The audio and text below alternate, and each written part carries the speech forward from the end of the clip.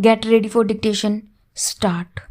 Sir, I rise to support the bill as it has emerged from the Joint Committee, but while doing so, I wish to make some observations generally and also in respect of certain clauses.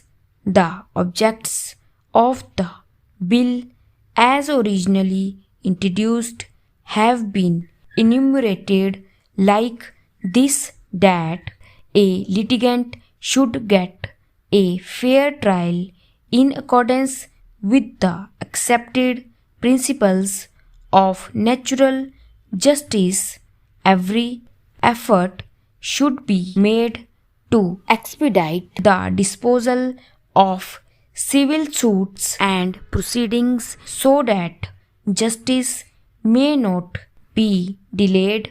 The procedure should not be complicated and should, to the utmost extent possible, ensure fair deal to the poorer sections of the community who do not have the means to engage a pleader to defend their cases.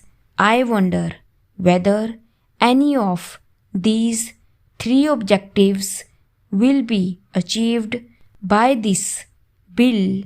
Stop. Para.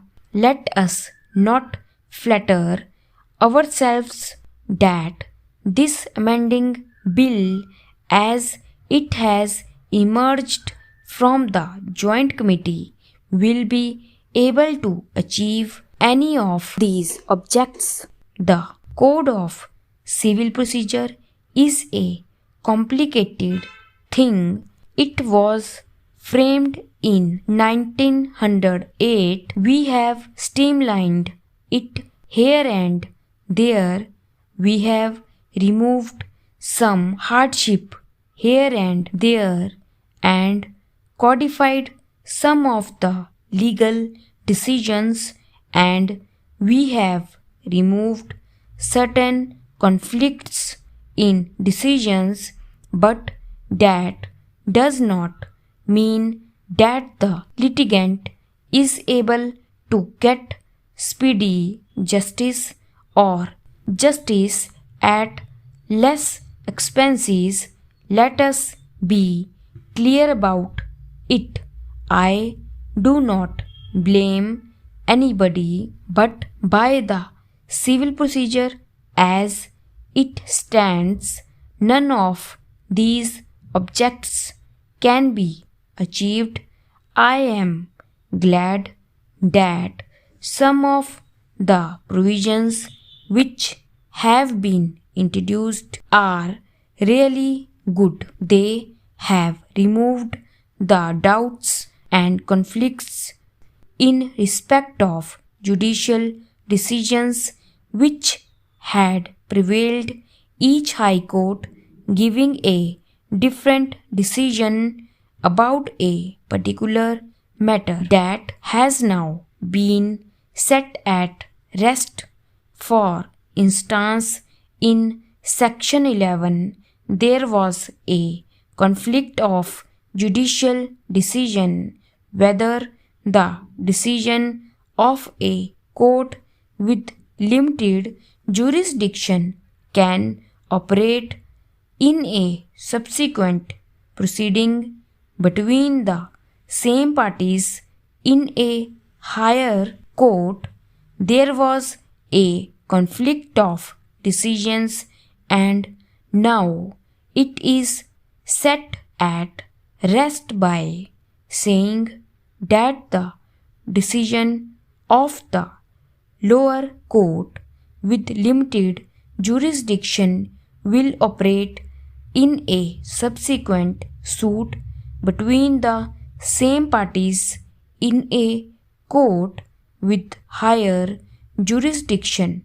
Secondly, it is also made clear that this principle applies to execution proceedings, I would like to say that it is a good improvement. Section 60 of the original Act has been amended, which has given greater concessions to the judgment debtor from arrest and from attachment of his salary that will relieve some hardships. The Law Commission, in its two reports, have recommended the deletion of this section. The bill as originally introduced also deleted that section, but the committee, in its wisdom, found that the notice should be there so that cases which are genuine might be settled out of court by the government so that unnecessary expenditure need not be incurred by the litigant, and also the litigant need not undergo unnecessary expenses and worry. But this section, which is being restored, should not be understood in favor of the government, but the government should deem it a duty to see that whenever a notice under Section 80 is received, it should examine the claim of the aggrieved citizen and see that it is settled if it is genuine, so that litigation could be avoided. Otherwise, the government or the government officers never bothered to look into the notice. The litigant is at a loss and he has to go to the court. Stop. Para. The purpose was not being served. Now, I hope with this amendment the litigant will not be driven to the court to file a suit in cases, of course, where the government feel that the claim is genuine. It could be settled and avoid the litigant from going to the court.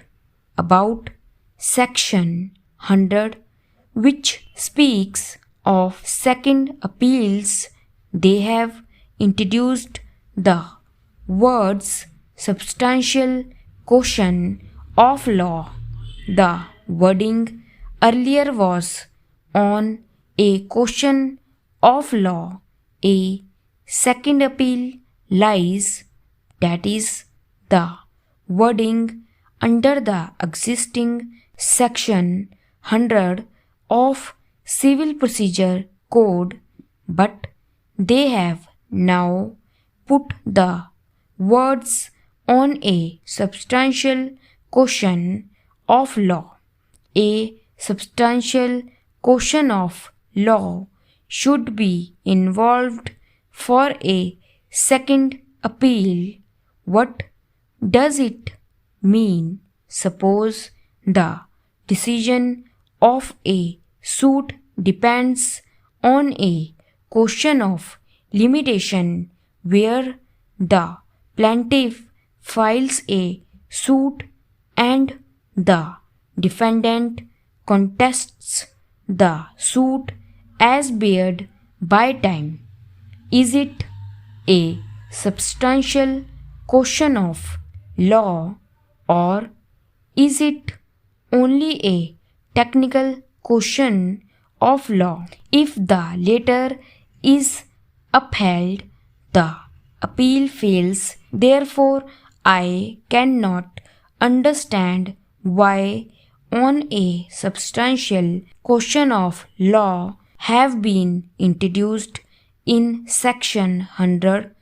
I think really it is taken out of the constitution where it is stated that substantial question of law involving the interpretation of the constitution. I believe that any question of law which has the effect of deciding the result of the case should be considered as a substantial question of law